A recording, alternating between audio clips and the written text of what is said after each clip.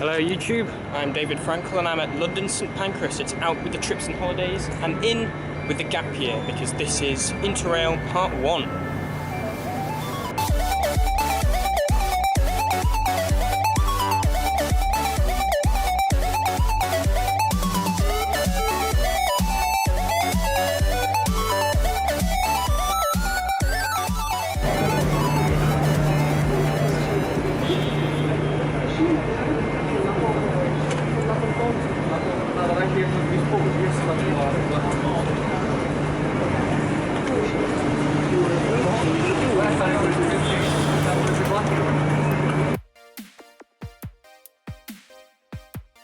Welcome to InterRail, the series from my 2 months of interrailing around Europe by train from London to Budapest the long way. I'll visit Brussels and stay with some family friends in Luxembourg before heading east into Germany, visiting Cologne and Berlin. I'll then take a diversion north, stopping off at Hamburg on my way to Copenhagen via the famous train ferry which has since ended, before heading back into Germany to visit Nuremberg, Munich and meeting my parents at my former home of Frankfurt. I'll then head south into France through Strasbourg, Lyon and Nice before running along the Mediterranean and through northern Italy via Genova, Florence and Venice.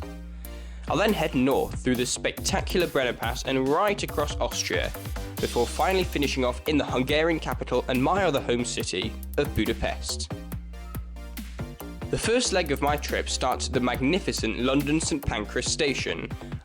I'll board the Eurostar and cross the Channel to visit the Belgian and European capital of Brussels. I'll then head east, stopping off at the modest Wallonian city of Liège, before cutting south through the Ardennes to Luxembourg, where I'll stay for a week with some family friends. Whilst I'm there, I'll pop over the border into France to visit the Maginot Line, a complex series of fortifications built by the French in preparation for World War II at Ouvrage Hackenberg.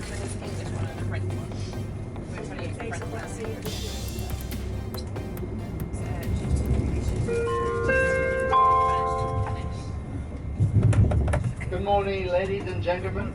Welcome on board the Eurostar service to Calais, Lille and Brussels. In about 20 minutes, more passengers will be joining us at F3. But you wanted to use the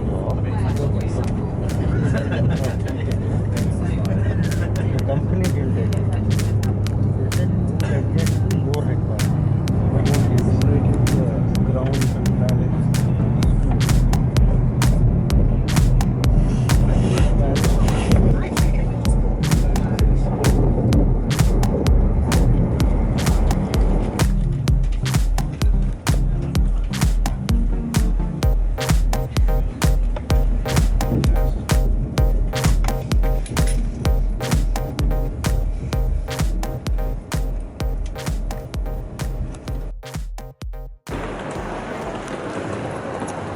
So here I am outside Brussels Midi, which despite being called Midi is actually Brussels South. My hostel is right next to Brussels Central, as a matter of fact, so I think I'm going to hop on a train 2 stops and get to Brussels Central, go to the hostel, drop off my enormous bag. I mean, this is just ridiculous. It's better than, much more convenient than a suitcase though, no awkward wheeling. And then don't really have specific plans for the rest of the day, so just kind of make it up as I go along.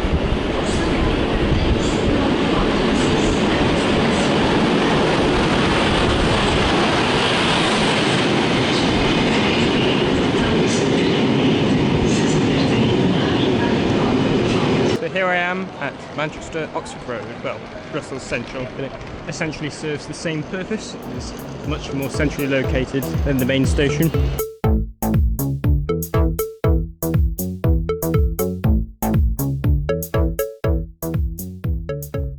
So this is the Beguinage Church, probably pronounced that wrong. It's a fantastic building in the 17th century. I wonder if we can take a look inside.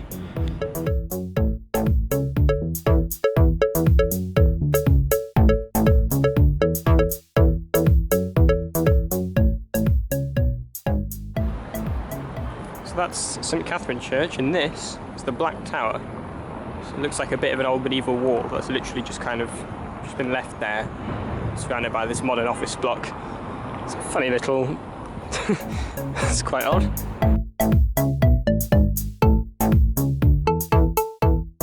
Just walking around the centre of Brussels after playing a quick game of chess. There's just a chess table in the public square. You just sat down, played chess with a stranger. To come across another church. This is a cathedral. It's the St Michael and St Gudula Cathedral.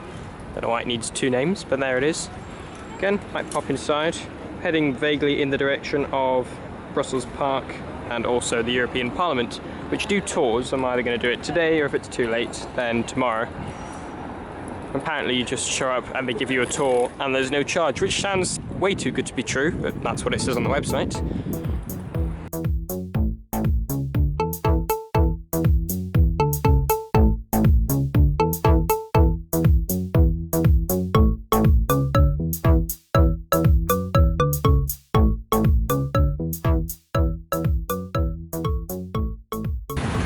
Attends, je veux savoir c'est qui. Somebody important is passing. Coming through.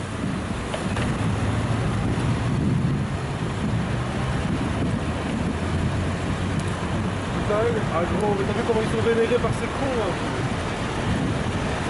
Ça me fait.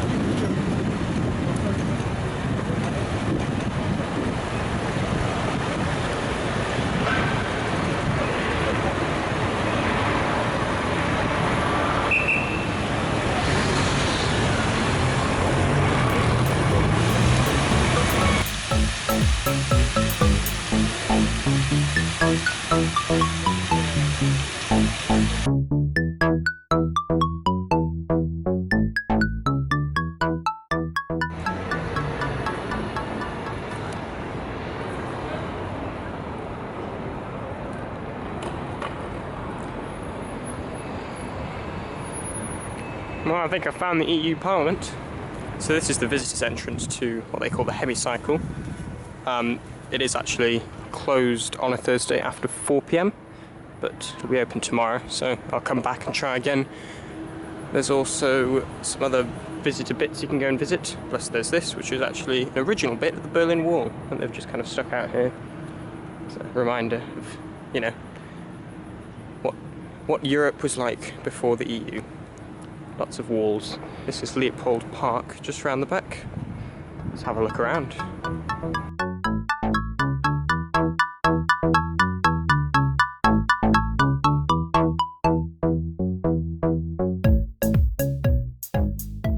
So this is the House of European History. It's a museum that's next to / part of the European Parliament here in Brussels. Closed pretty soon after I arrived, so I didn't get to see all that much of it, but I'm coming back tomorrow anyway, so might pop back and see some more of this museum. It's quite interesting. Just saw this exhibition they have on youth protest, which is obviously ranges from back in the post-World War II era to right up to the modern day, where there are once again youth protesters becoming a thing. Which reminds me, tomorrow is of course the global climate strike. I'll be here in Brussels.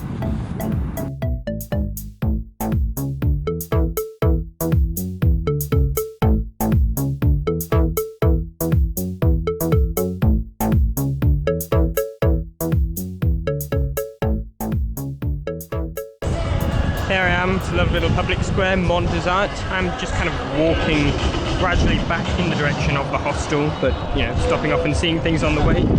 I'm now going to head to Joe Cox Square, which was named in honour of the murdered British MP.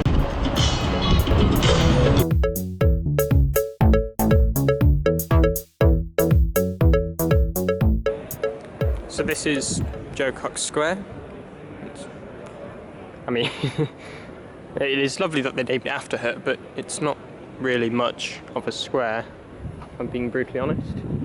But I do love the tribute and the little quote there.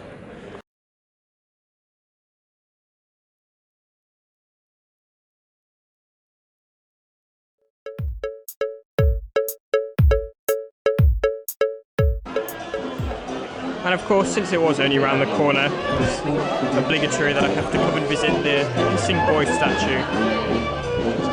There it is. Done it. Now I can go on with, you know, exploring the rest of Brussels.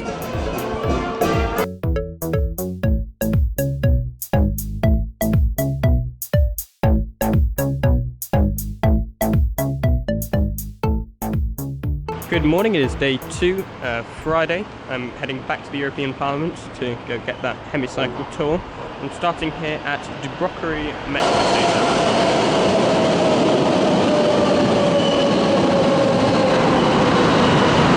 So that was my first ride on the Brussels Metro. With all the time it took faffing around with the tickets, it probably would have been as quick, if not quicker, to just walk it.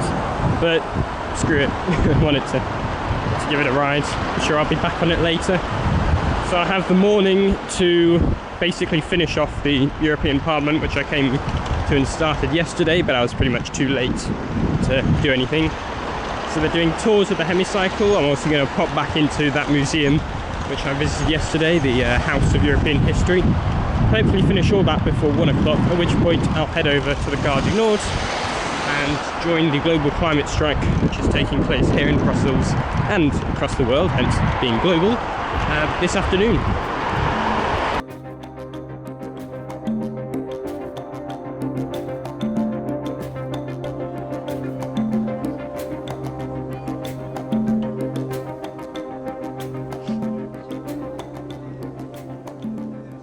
So that was the hemicycle. I'm now going to go back to the museum that I popped into yesterday, the House of European History.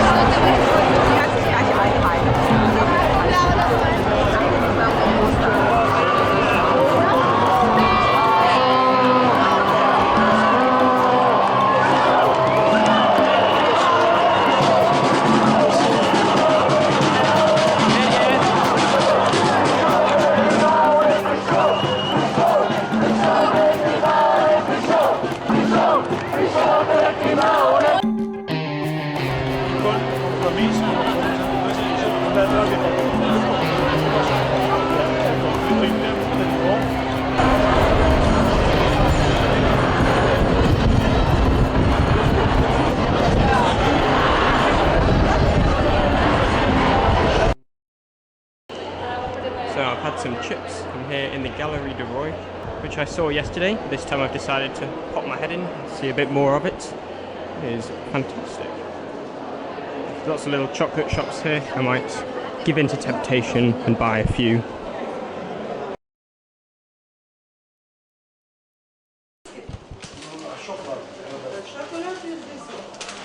So I bought my chocolates. I was very restrained. I only bought 4. Somehow still cost me €6, but that's Belgium for you. So far today I've had cheap cereal, a waffle, some chips and some chocolate. I think I need a salad. Good morning, it is now day 3. I'm back at De Brockery Metro Station. I was going to rush off to the Horta Museum, a lovely Art Nouveau house turned museum which my mum was telling me about, because I thought it closed at 2, but then I looked close and realised it actually opens at 2, which means I have a few hours to spare, so I'm going to go up to the Atomium.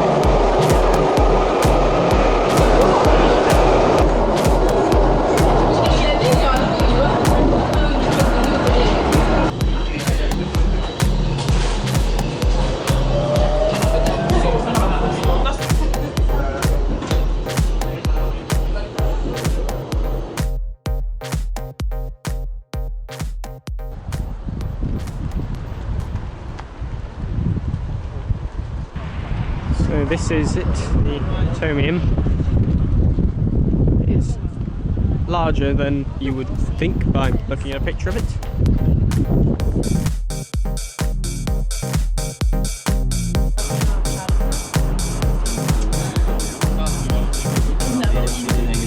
So we are not the highest level.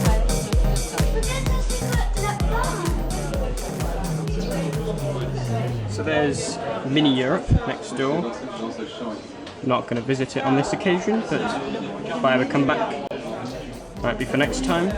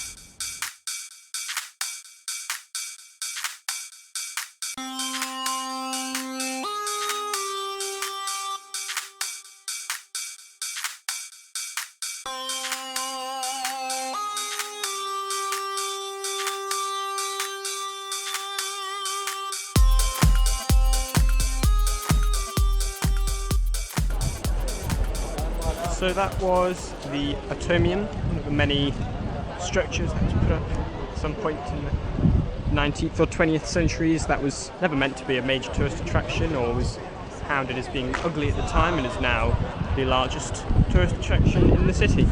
Quite like the Eiffel Tower, or the London Eye, or endless list of things.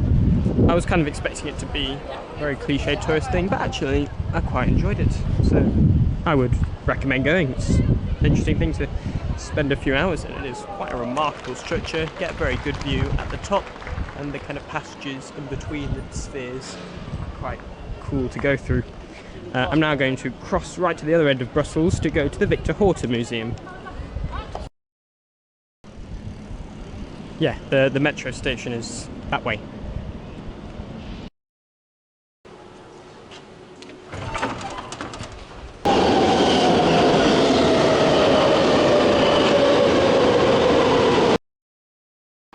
Well, here it is, the Victor Horta Museum, which is apparently a lot like the Hundertwasser house, which we went to in Vienna a couple of years ago.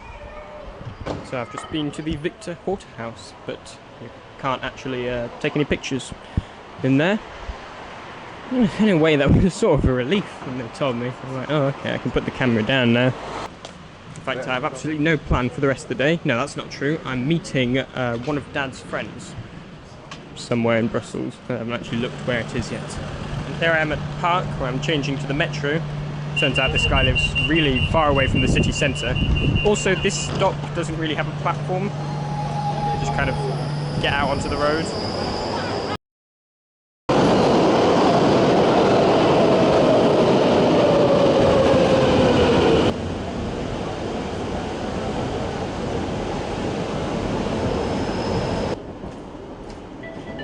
I wonder, is that a tram museum? Definitely want to note down for later.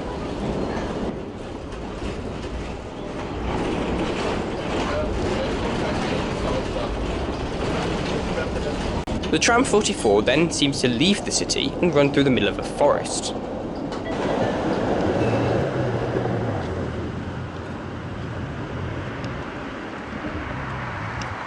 Day 4. I have checked out of my hostel in Brussels. I've decided I am going to go to the Train World, which is a railway museum, and also the tram museum, because life is too short not to go to the tram museum. So I'll arrive in Liège in the late afternoon, but I'll have all day tomorrow to spend in Liège as well, before I then go on to Luxembourg. Okay, this bag is fucking heavy. There might be a point in this trip where I have no choice but to walk for 40 minutes with it, but I think this is not going to be that time. I'm going to hop on a train instead. Almost got this entire train carriage to myself.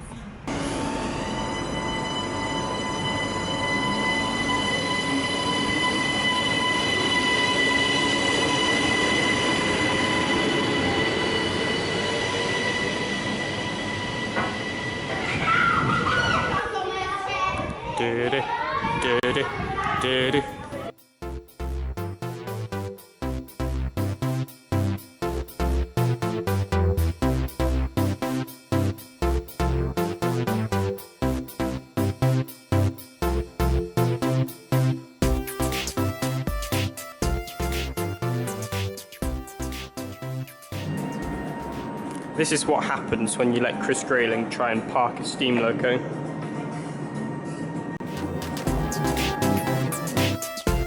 But that was Train World. I'm now off to the Tram Museum, which is about 45 minutes away, by tram, obviously.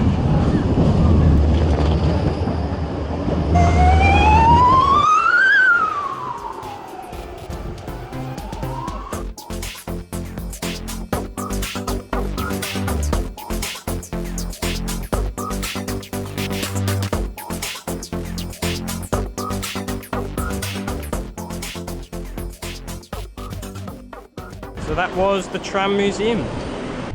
So that's it for Brussels. I'm now going to hop on a train to Liège.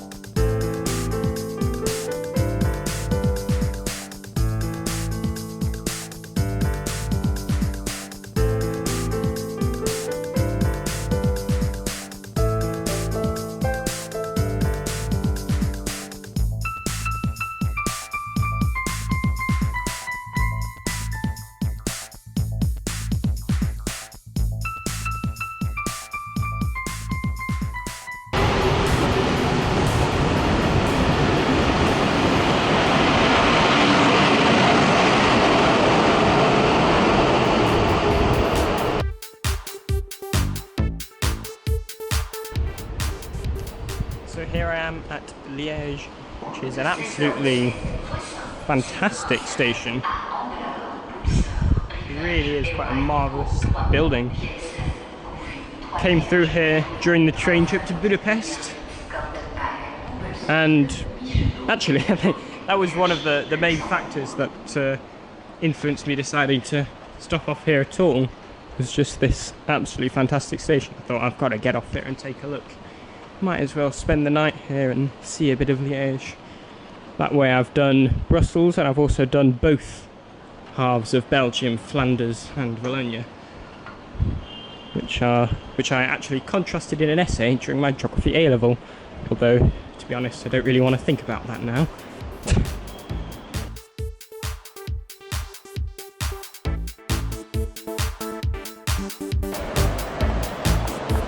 It is just magnificent. There's also a giant Rubik's Cube here for reasons I don't quite understand.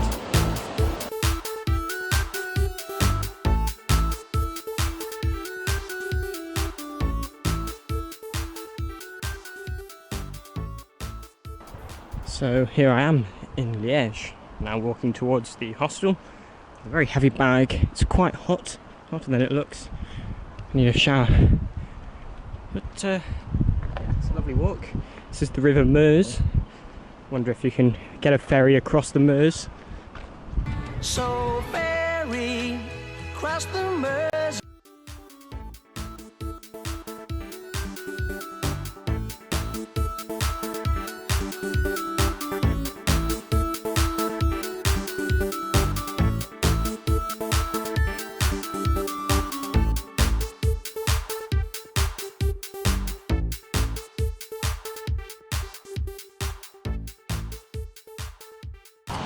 Good morning, I'm here in Liège.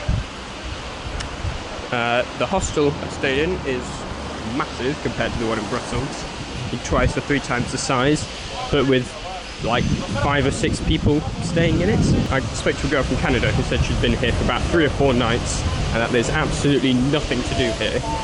So I said, well, it's good because I'm only staying 1 night, so that's probably the right amount of time to spend it. But I've got all of today to make the most of Liège.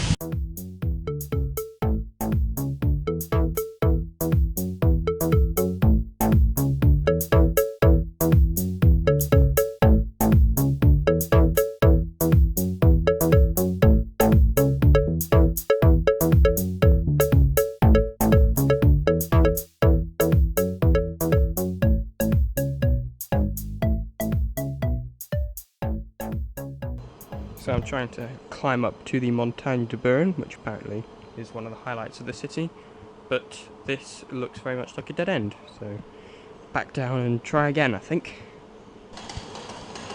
That is a lot of stairs.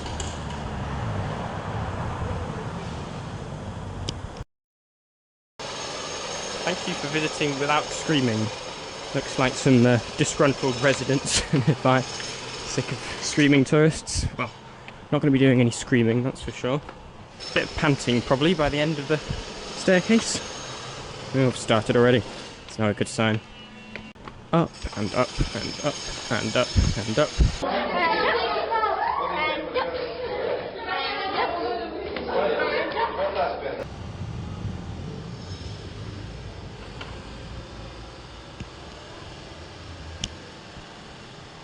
So a long climb up, made it to the top, sat down for a few minutes. Just up here I think is the Citadel, so since I've come all the way up here I might as well go take a look at that.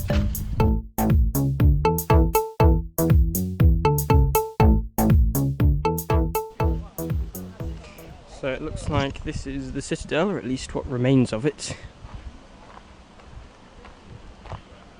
Lovely bit of fresh air up here, away from the... I mean, it's not a particularly bustly city, but even so, away from the cars and the busy streets. Well, the streets. So whilst there may not be much of the Citadel to see, the long walk up is still very much rewarded by this fantastic view of the city.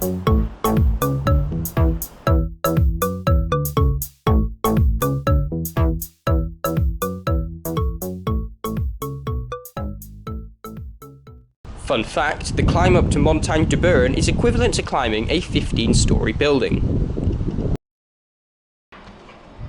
And down and down and down and down and down and down and down and down and down and down and down and down and down and down and down. So this is the Curtius Museum. I don't really know what's in there, but it's a nice looking building, so might pop my head in and see what it's about.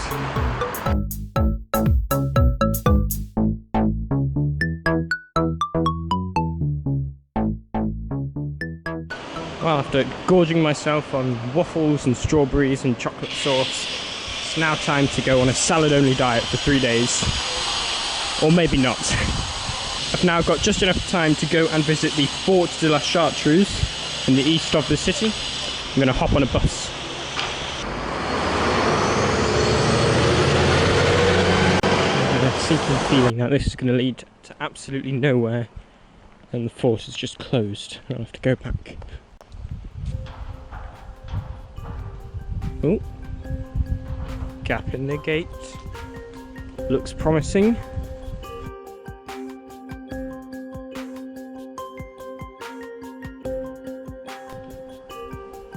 So here it is, Fort de Chartreuse.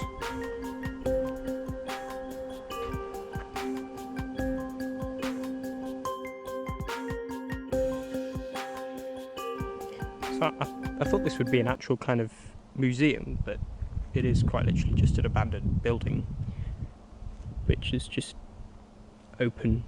So looking into it a little bit more, this is not one of the forts that was used during World War I as a fort. It was abandoned in 1891, though it was used during both World Wars by the Germans as prison. Liège itself and some other surrounding fortresses did of course play a key role in the opening few weeks of the First World War, when the Germans were trying to march across Belgium as part of the Schlieffen Plan. Liège was a major sticking point during that initial invasion, but this was not one of the forts that was involved in that, apparently.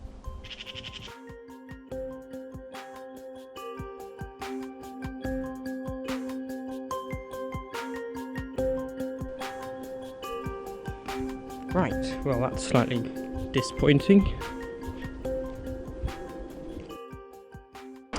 So that was Liège. I'm now going to take a bus to save me the long walk back to the station, and then I'm going to hop on a train to Luxembourg. So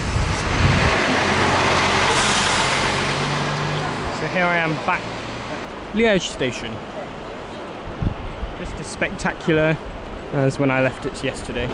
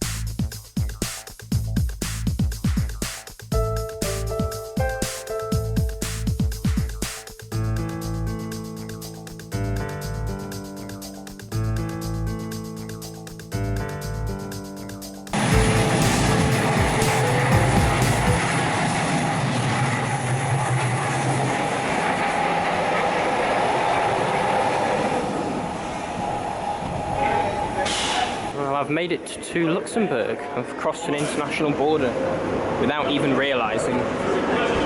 I'm absolutely famished. There was no food on that train. I didn't buy any food to bring with me, and I just want to eat something.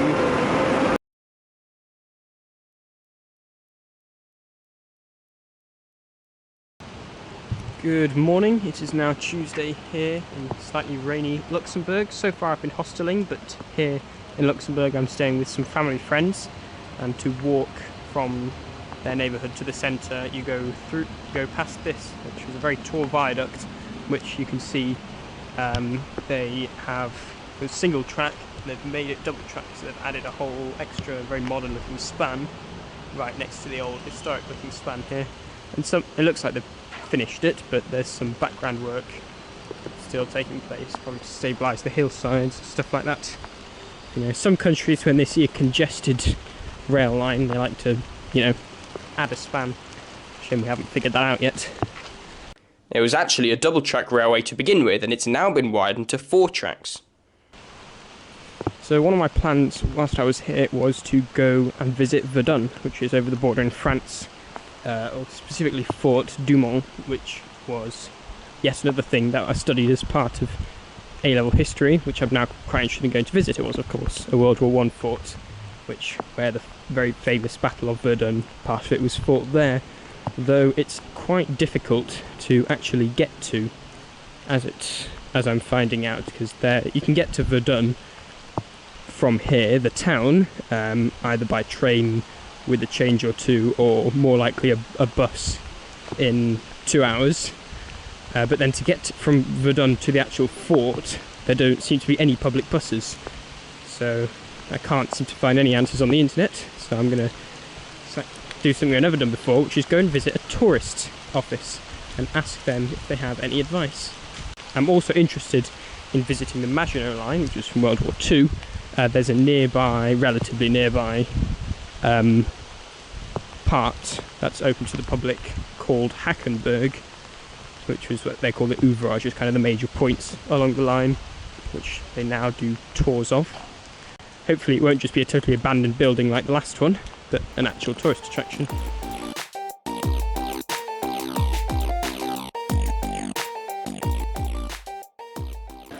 So I've seen plenty of towns and cities on hills have funiculars, but this was just a lift.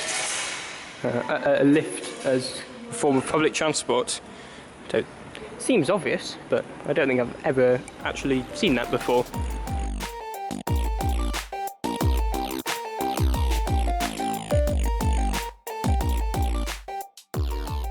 Right, well that was a complete waste of time. Yes, can you help me? I'm trying to get to Verdun. Oh, sorry, that's in France. Yeah, no shit, it's in France. This is Luxembourg. It's not exactly a massive country, It's like visiting Staffordshire from Manchester. Since I'm here, I might as well explore Luxembourg a bit. It's already the afternoon. I've had a lazy morning. First one in a while.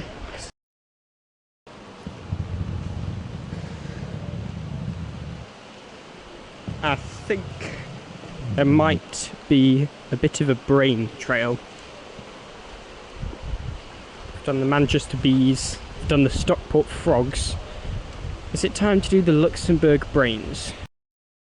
There are 10 brains, this is brain number 1, and each one represents a different neurodegenerative illness. I found that actually visiting the Manchester Bees and the Stockport Frogs are actually great ways to see bits of Manchester and Stockport, which I otherwise wouldn't have gone to, and I live there. There were whole parts, particularly Stockport actually is the most surprising. So half the frogs are in the kind of old town of Stockport where I'd just never been, even though it was around the corner from where I lived for 11 years. And so it was quite nice going around and actually seeing them. So by that logic, following the brain trail should be a lovely way, slightly unorthodox way, to explore Luxembourg. This one is Alzheimer's. It looks like this one doesn't represent a specific disease, but it's just an introductory one. But the rest of them all seem to represent particular illnesses. We have brain number 2. This one is Parkinson's, I think. Yep.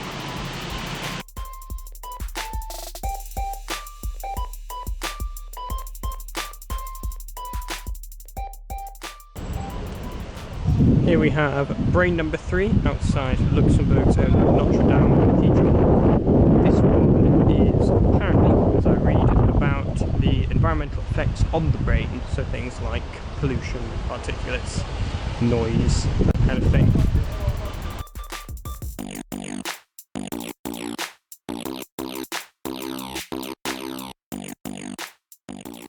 Here we have brain number 4, epilepsy.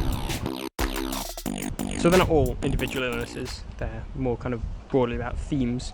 So this one is about stem cell research. It's brain number 5, which means we've done 6 out of 10.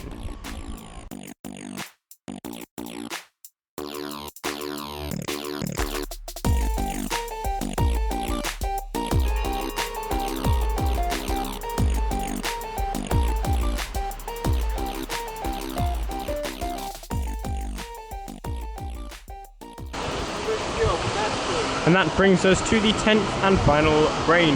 That was the Luxembourg brains.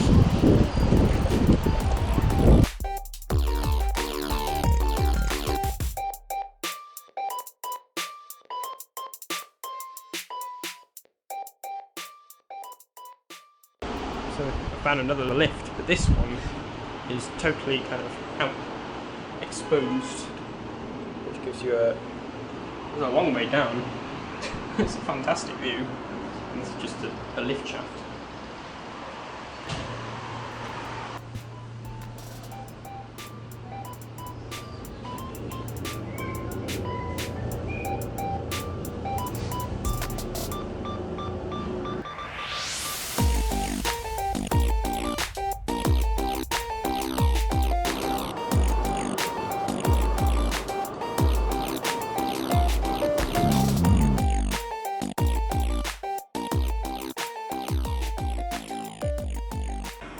Good morning, it is now Wednesday. It turns out I've completely mixed up the dates and I'm actually here for 2 days longer than I thought I would. So I'm not leaving until Sunday, which means I'm here on Saturday, which is obviously a weekend day, which opens up the possibility of going to Verdun by car, because if I can convince the lovely family I'm staying with, if they've never been, so if they are also interested in coming along, then we could do it as a day trip, which I think would be nice. In the meantime, I've had some major problems with my laptop. So later this afternoon, we're going to a shop to try and get it fixed. In the meantime, I'm walking to Newminster Abbey. I'm going back to explore the area because I walked through it on my way, but I was in a rush, so I didn't get to actually see much. But apparently it's a very interesting area to see, with lots of little historical kind of alcoves and caves and things. We'll see what there is to see at Newminster Abbey.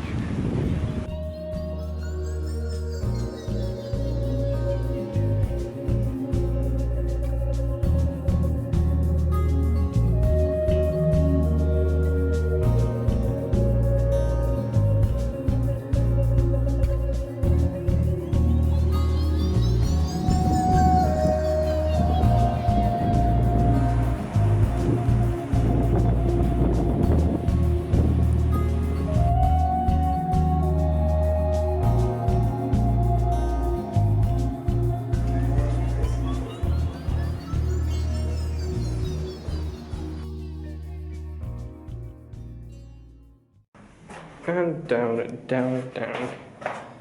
I have absolutely no idea where I'm going, but it is interesting. It's a whole little network of basically dug caves into this cliff, which was used as a fortress. Very narrow stairs.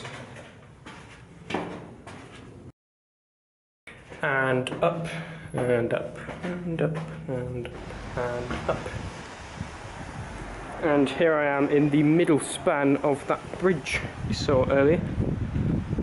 You can kind of walk through it.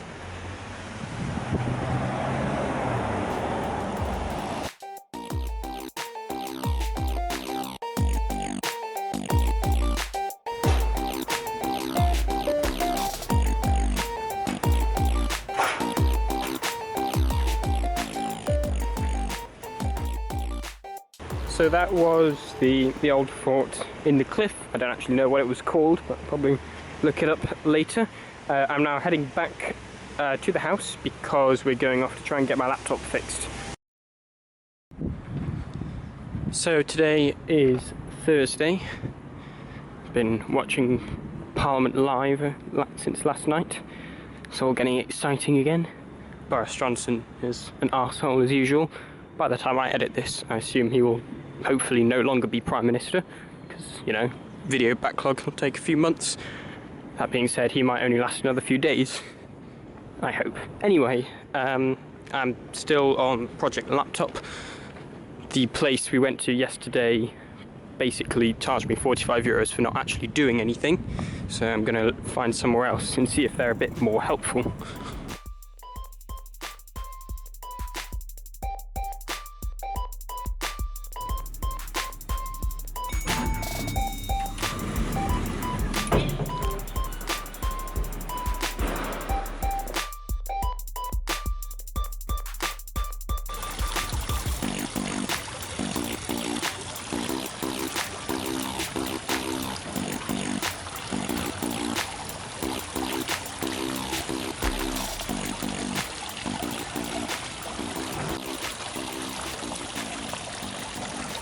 So I found a place, dropped off the laptop.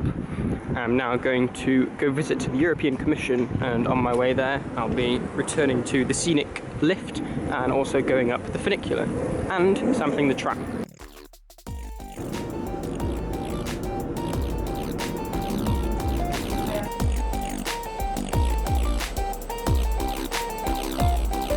So not only is there one funicular, there is actually two.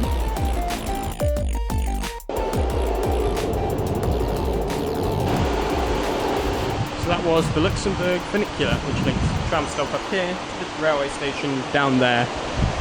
And it's free of charge. I mean, usually pretty much every funicular I've been on has been this kind of tourist trap and has therefore cost about €9 or something ridiculous like that. This one is completely free because I'm guessing it's actually designed to be used by commuters changing between train and tram. Although that being said, it's such a short distance that you could easily just have a staircase. This is the Luxembourg tram actually. Both these are very new, they both opened in 2017. These ones look very modern.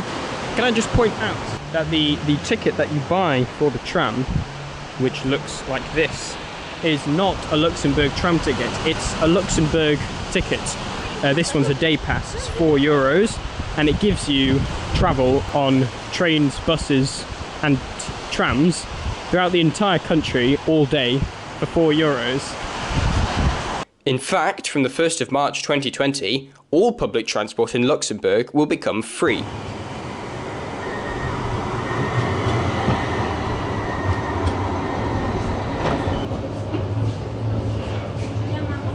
So I've stopped here at Coq, where I have been given a very exclusive tour of the offices of the European Court of Auditors.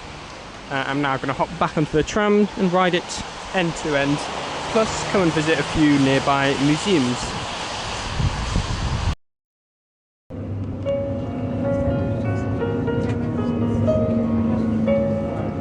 Europaparlament, Parlement européen. Europaparlament, Parlement européen.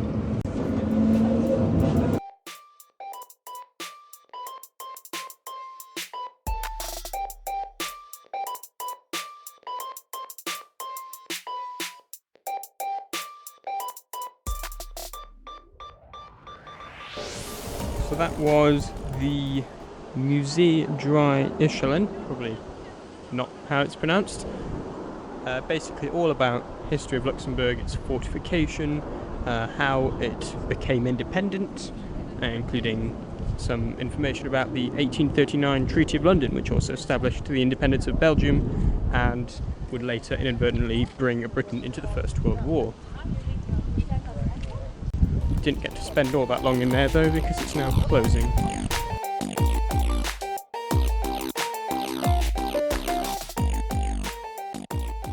Just around the corner is part of an old fortress that was left here, the Fort Obergrunwald. So I'll have a look around that. An awful lot of forts this trip so far.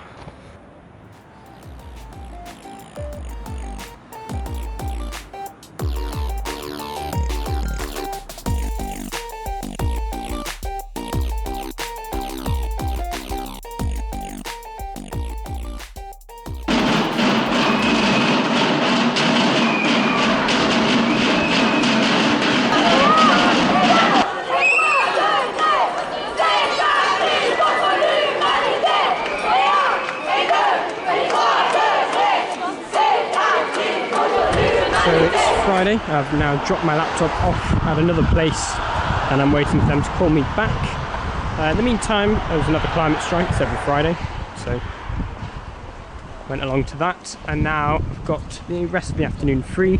I've decided I'm going to go on a pointless train trip just up one stop and back so that I can ride on the tall viaduct which towers over the east of the city, because I won't be doing that on my way to Cologne.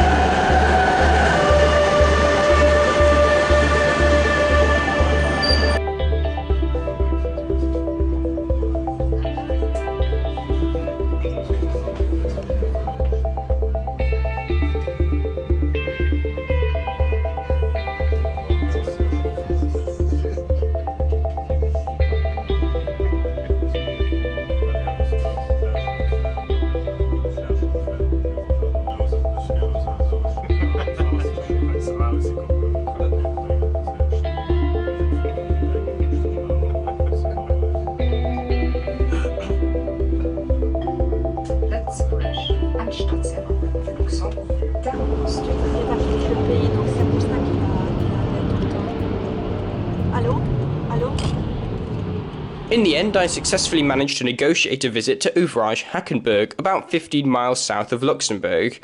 Unfortunately, I didn't get to visit Verdun this time. One for a future trip.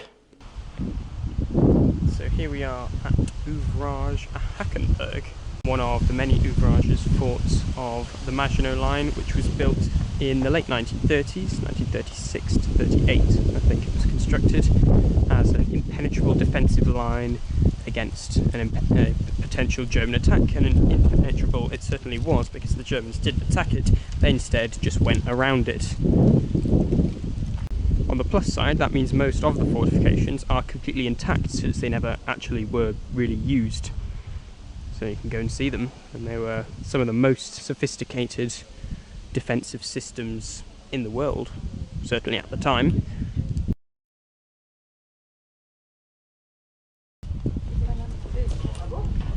So this is it, Ouvrage A19 Hackenberg, and we're entering via the ammunition entrance. We'll get to see around the underground complex, and there's even a little train inside.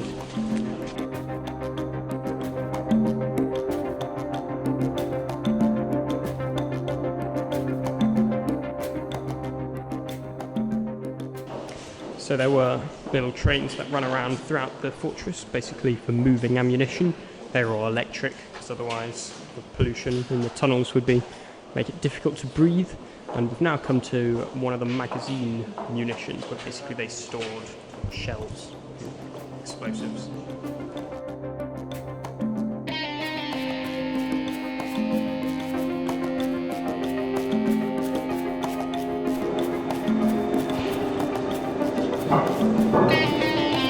Now we're going to go take a look at the kitchens.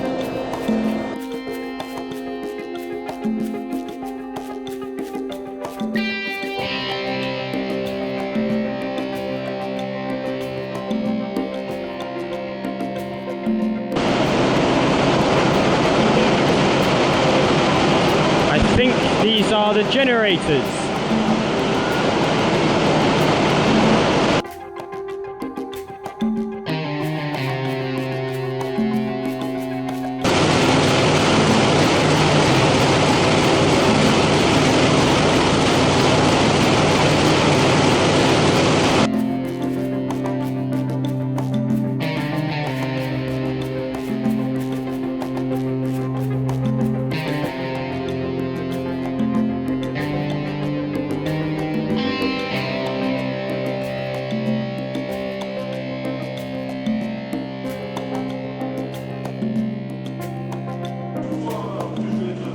This is by far the most exciting part of the visit, of course.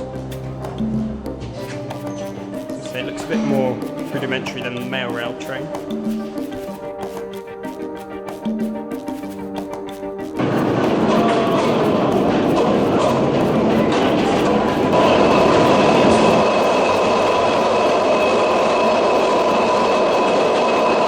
Well, of all the trains I've ever been on, that was probably the loudest.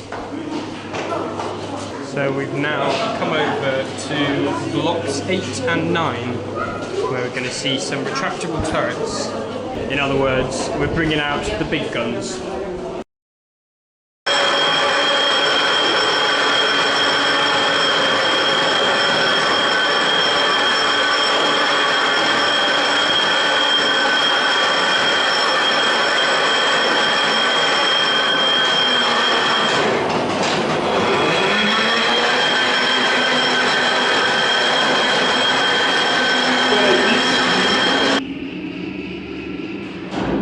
Et on devient quasiment sur 2 tiers. Vous allez voir l'extérieur.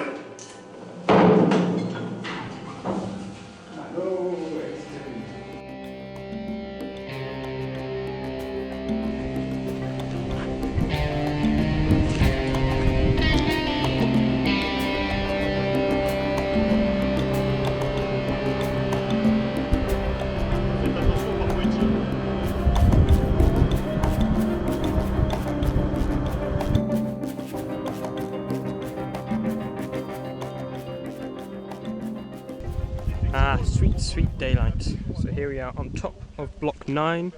Here's the massive turret we were under. There's just some other gun positions.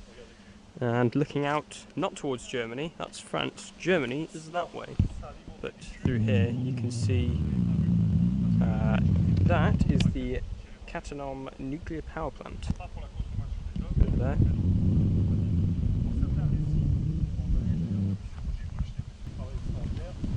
So we're now walking towards block 8, which according to this little leaflet I was given, because the tour guide's in French, so I can't actually understand what he's saying, but they've given me a nice English thing to read off, and also my friend who speaks French can translate it to Hungarian, which is handy. So block 8 was largely destroyed by the Americans because it was used by the Germans to defend against the Americans who were attacking from the west much later on in the war. But we're going to go see what's left and then take the train back to where we started.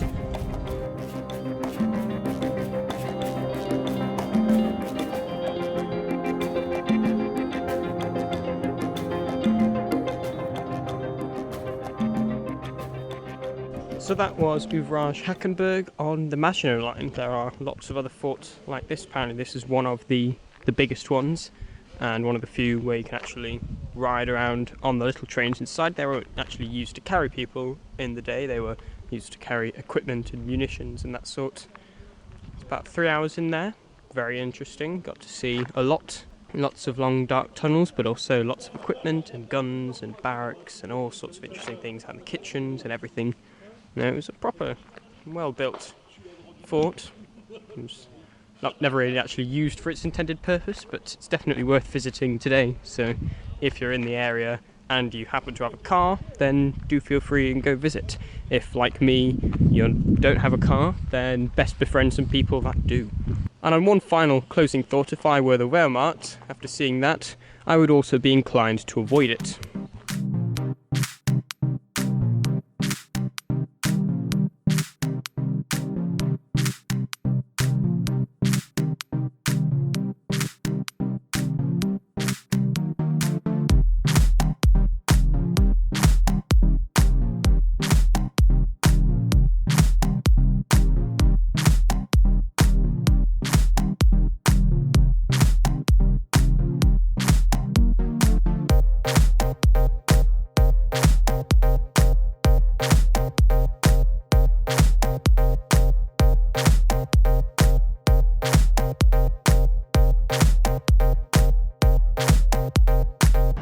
So I'm off to enjoy an hour in Koblenz. Let's see what there is to see.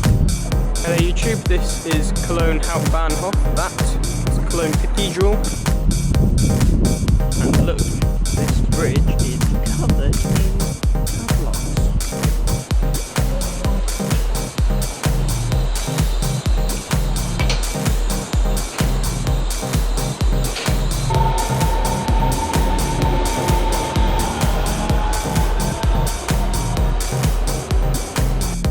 here I am on the roof of the Reichstag, and there is the Reichstag dome, which is actually closed for cleaning this week.